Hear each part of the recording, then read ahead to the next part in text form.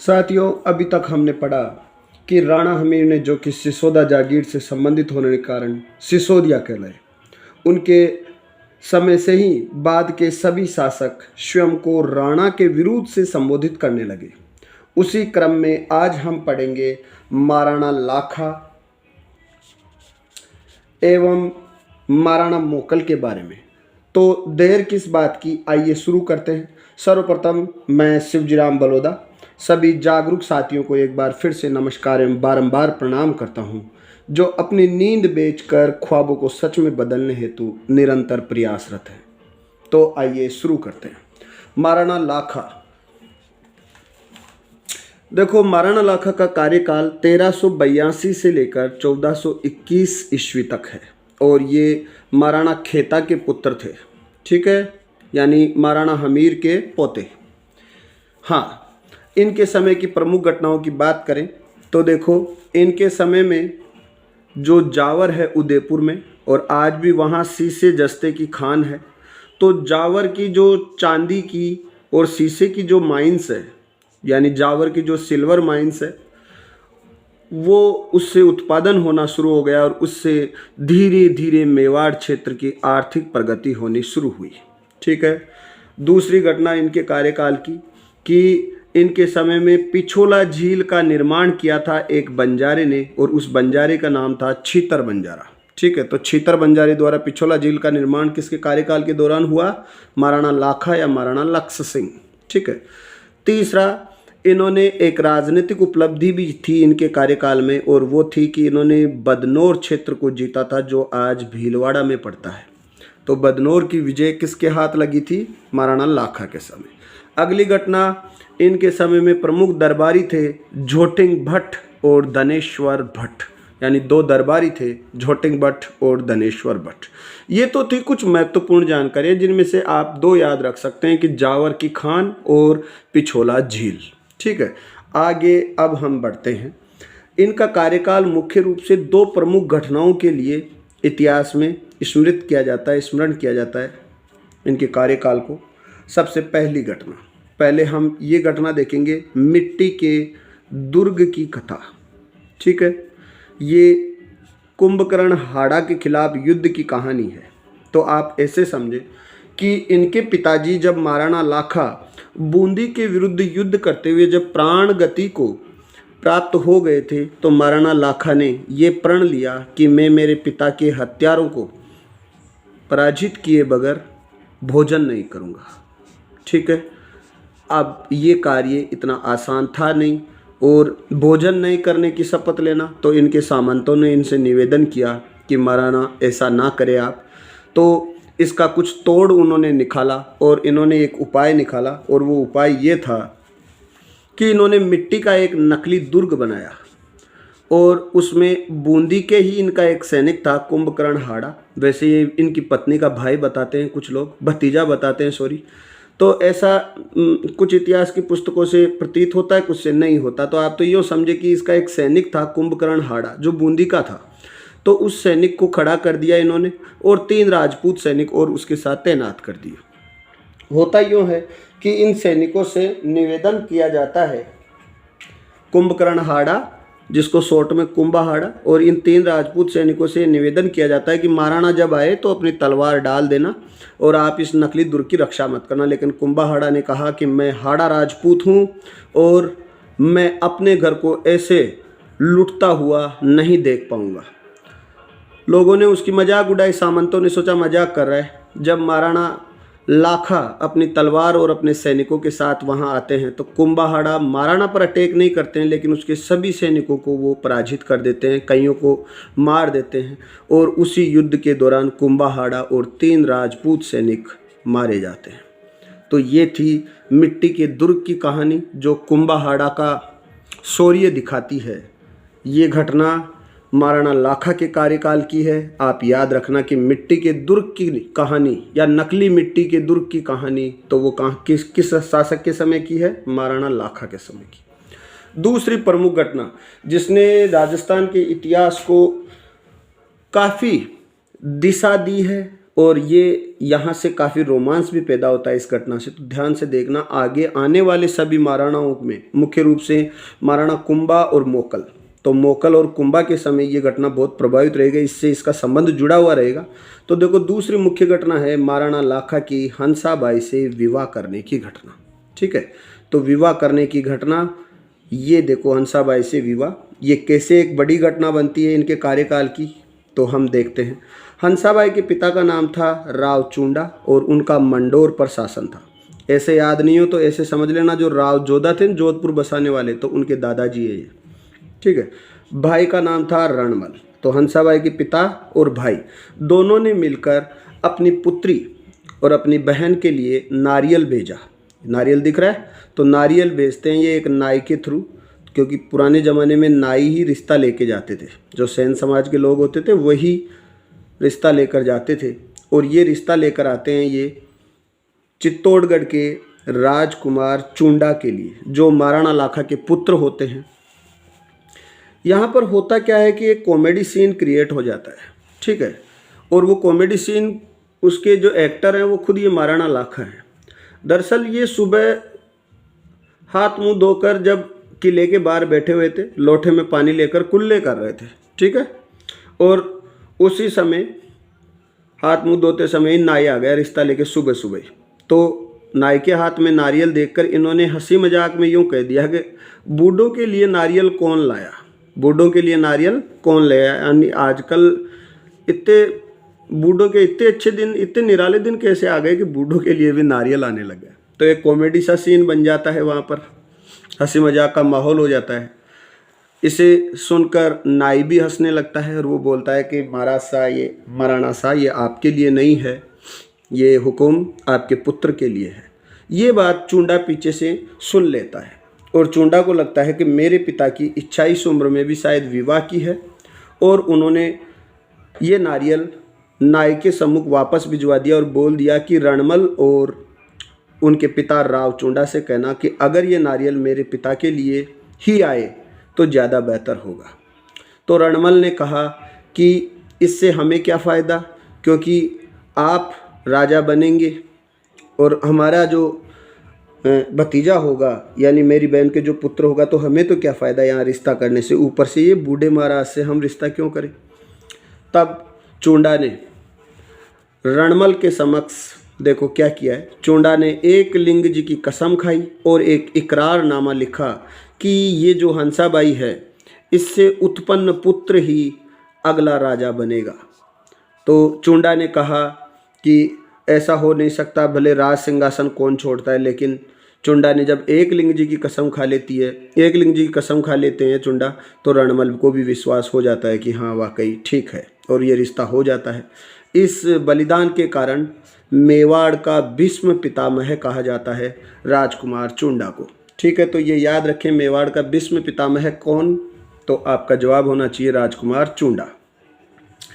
चूंडा के इस बलिदान को देखकर महाराणा लाखा भी एक घोषणा करते हैं।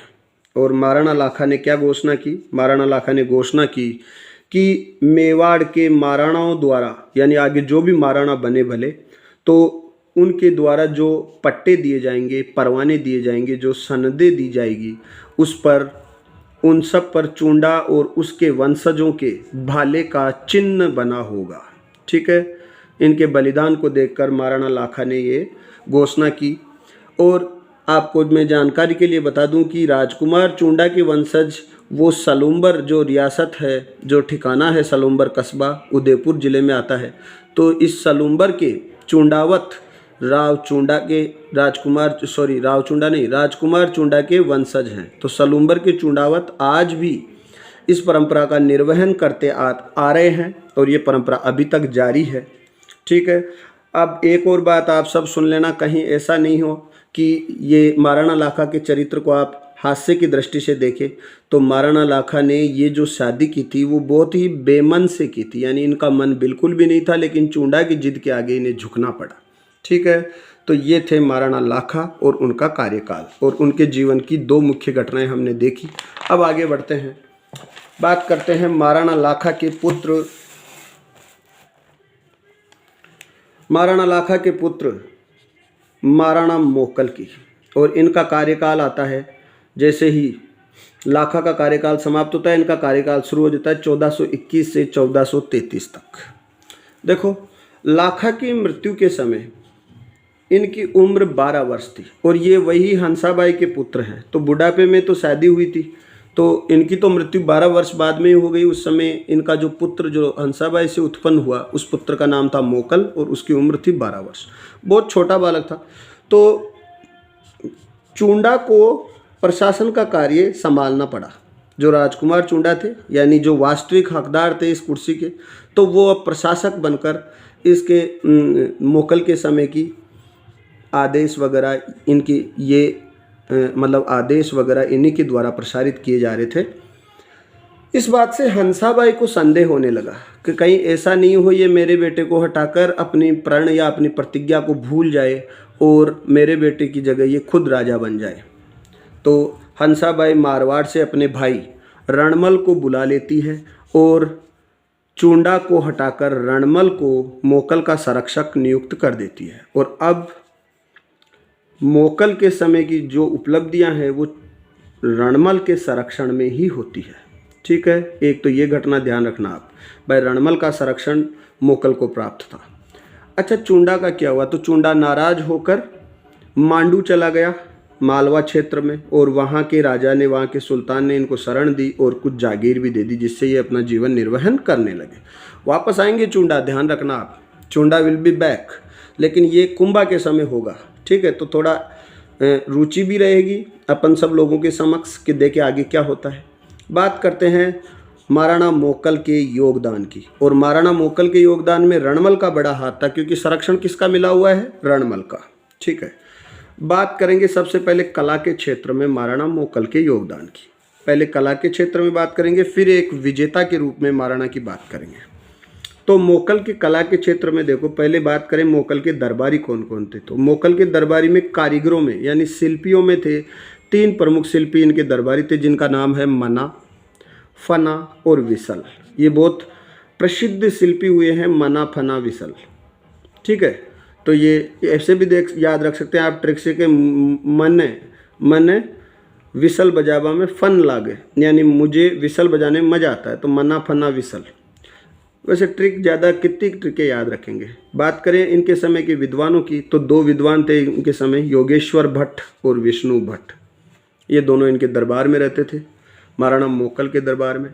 मोकल ने कुछ निर्माण कार्य भी करवाए थे, उनमें देख लेते हैं। इन्होंने समिदेश्वर मंदिर, जिसे त्रिभुवन नारायण का मंदिर भी कहते हैं, ये भोज परमार के द्वारा बनाया हुआ था चित्तौड़ में, तो इसे समिदेश्वर मंदिर भी कहते हैं।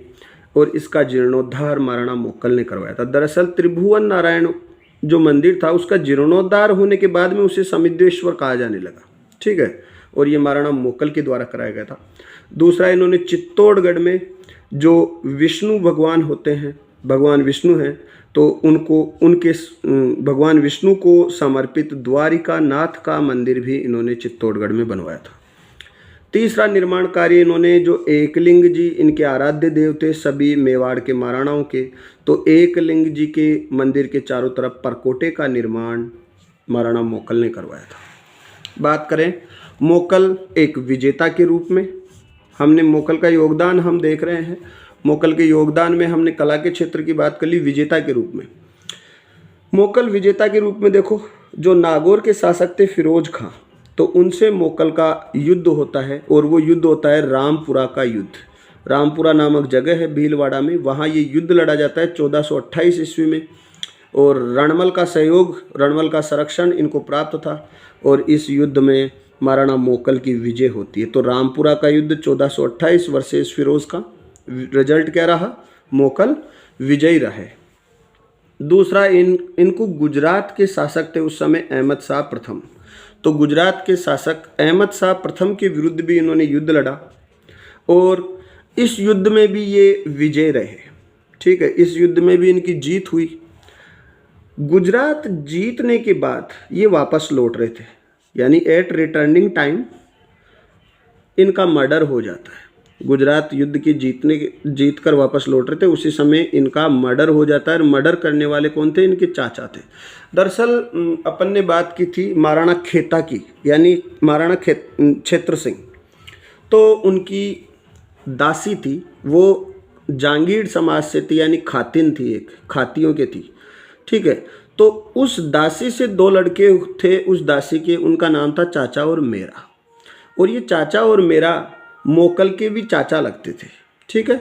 तो चाचा कौन? मोकल का भी चाचा। तो चाचा और मेरा जो महाराणा खेता की उपपत्नी यानी दासी के पुत्र थे, तो ये भी इस युद्ध में यहाँ से विजित होकर राणा के साथ साथ चल रहे थे। मजाक में महाराणा ने एक पेड़ के लिए इनको पूछ लिया कि यार ये किसका पेड़ है, ऐसे कि चाचा ये किसका पेड़ है। तो इन्होंने सोचा कि मेरी जो माँ है उसका जो पीहर पक्ष है, यानी जो उनका कर्तव्य है खातियों का, तो उसको लेकर ये हमारे ऊपर मजाक कर रहे हैं। और छोटी सी बात पर ये दोनों नाराज़ हो जाते हैं। और जीलवाड़ा नामक स्थान है राजसमंद में, वहाँ पर चाचा और मेरा और इनका एक सहयोगी था महपा पवार, तो इन तीनों ने मिलकर महाराणा मोकल की हत्या कर देते हैं ये जीलवाड़ा में। तो ये छोटी सी बात पर आगे बढ़ाएंगे महाराणा मोकल से आगे। तो महाराणा मोकल के पुत्र जो कि राजस्थान के इतिहास में हम यो माने कि निसंदेह सांस्कृतिक और राजनीतिक क्षेत्र में सबसे बड़े महाराणा, तो इसके लिए हमको थोड़ा सा वक्त चाहिएगा। आज के लिए यही रुकते हैं, तो मैं इजाज़त चाहूँगा। शिवजी राम बड़ौदा। ओके साथियों, जय हिंद। अगर आपको हमेशा की तरह वीडियो पसंद आ रहे हैं तो प्लीज़ लाइक, शेयर, सब्सक्राइब करें और हाँ प्लीज़ कमेंट ज़रूर करें, ताकि मुझे ये पता चले कि आप सब साथियों को मेरे जो ये नोट्स हैं ये कैसे लग रहे हैं, और मेरी जो सामग्री, क्योंकि मैंने 4-5 पुस्तकों से जो इतिहास की ऑथेंटिक पुस्तकें मानी जाती है और जितना भी अध्ययन मैंने आज तक किया है उन सब का निचोड़ और पूर्ण रूप से जानकारी मैंने इनमें डालने की चेष्टा और कोशिश की है। ओके साथियों, जय हिंद, जय भारत।